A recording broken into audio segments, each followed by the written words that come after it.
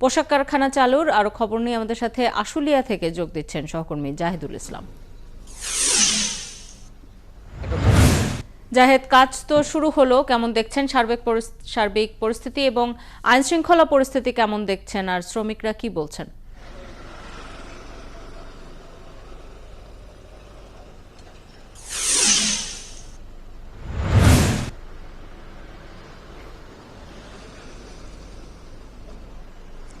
শাওন, সকাল থেকে আমি আশুলিয়ার যে শিল্পাঞ্চলটি রয়েছে সেখানে আমি ছিলাম। এখানে যেমনটি আমি দেখেছি যে বেশ কিছু কারখানা থেকে শ্রমিক কিন্তু গিয়েছিল কাজের জন্য, পরে কিন্তু তারা কাজে যোগ না দিয়ে আবার ফের কারখানা থেকে বের হয়ে গিয়েছেন।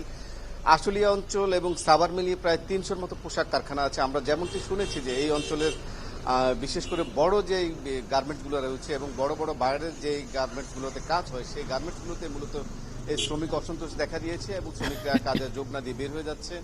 শ্রমিকদের কাজে যোগ দেওয়ার জন্য কিন্তু গেল এক সপ্তাহ ধরে মালিক সংগঠন বিজিএমইএ, শ্রমিক নেতারা এবং আইন শৃঙ্খলা রক্ষাকারী বাহিনীর সদস্যরা কিন্তু বারবার তাগাদা দিচ্ছেন। তারা যেমনটি বলেছেন যে বর্তমানে যে সময়টি আছে সেই সময়টি আসলে দাবি পূরণের সময় নয়, কারণ পোশাক খাতের এখন কিন্তু ক্রান্তিকাল চলছে। তারা যেমনটি বলেছিলেন যে গেল এক মাস ছাত্র আন্দোলন এবং বন্যার কারণে কিন্তু কারখানা বন্ধ ছিল এবং বন্যার কারণে কিন্তু চট্টগ্রাম বন্দর দিয়ে পোশাক শিপমেন্ট করা যায়নি, বিশেষ করে ঢাকা চট্টগ্রাম মহাসড়ক বন্ধ থাকার কারণে।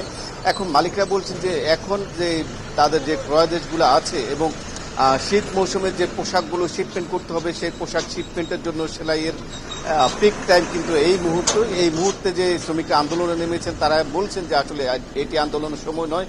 শ্রমিকদের যত দাবি দেওয়া আছে মালিক পক্ষ, শ্রমিক পক্ষ এবং আইন শৃঙ্খলা রক্ষাকারী বাহিনীর সদস্যরা বলছেন যে বেশ কিছু দাবি কিন্তু তাদের মেনে নেওয়া হয়েছে, আর বাকি যেসব দাবি আছে সেগুলো যদি লিখিত আকারে দেন শ্রমিকরা তাহলে কিন্তু সেগুলো পর্যায়ক্রমে পূরণ করা হবে। কিন্তু শ্রমিকরা সেই মালিক, শ্রমিক এবং আইন শৃঙ্খলা রক্ষাকারী বাহিনীর সদস্যদের যে আহ্বান সেটিতে সাড়া না দিয়ে তারা কিন্তু যথারীতি আজকেও কর্মবিরতি পালন করছেন। অর্থাৎ কর্মবিরতি বলা যাবে না, তারা কারখানায় গিয়েছিলেন এবং এরপর কারখানা থেকে বের হয়ে গিয়েছেন।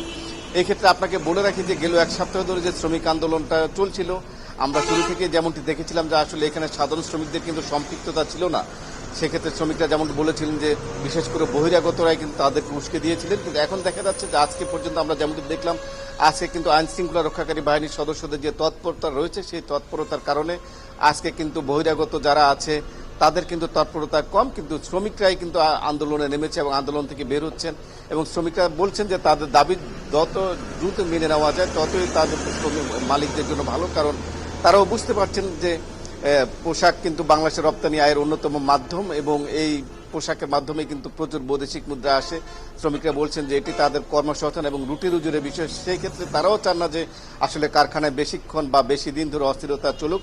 তারা বলছেন যে মালিক পক্ষ থেকে যদি সরাসরি সেই ঘোষণাটি আসে সেই ক্ষেত্রে তারা হয়তো কর্মবিরতি বা যে তাদের যে আন্দোলনটি আছে সেটি তারা সরে যাবেন। কিন্তু এখানে একটু বলে রাখি যে সারা বাংলাদেশের আইন শৃঙ্খলা পরিস্থিতি এবং যে শ্রমিকদের যে কাজ সেটি কিন্তু যথারীতি স্বাভাবিকই চলছে। বিশেষ করে আশুলিয়া এবং সাভার অঞ্চলে কিন্তু শ্রমিকরা কিন্তু আন্দোলনে নামছেন। এই ক্ষেত্রে শ্রমিকদের আমরা যেটি দেখেছি বা যেটি অনুমান করা যায় যে আশুলিয়াতে বড় বড় কারখানাগুলো আছে এবং এখানে কিন্তু বড় বড় যে ব্র্যান্ড বায়ারগুলো আছে তাদের পোশাক কিন্তু এইসব কারখানা থেকে সেলাই হয় এবং এখান থেকে রপ্তানি হয়, যার কারণে শ্রমিকদের বা যে কোনো আন্দোলনের সূতিকা ঘর কিন্তু এই আশুলিয়া এবং সাভার। কারণ শ্রমিকরা জানেন যে এইখানে যদি আন্দোলন করা হয় তাহলে সেটি কিন্তু আন্তর্জাতিক পর্যায়ে অনেক বেশি ফলপ্রসূ হওয়ার কথা সেই আন্দোলন। আপনি খবর রাখতে থাকুন জাহেদ, এরপরে নিশ্চয়ই আরো বিস্তারিত তথ্যের জন্য আপনার কাছে ফিরবো। আমাদের সাথে আশুলিয়া থেকে সহকর্মী জাহিদুল ইসলাম যুক্ত হয়েছিলেন।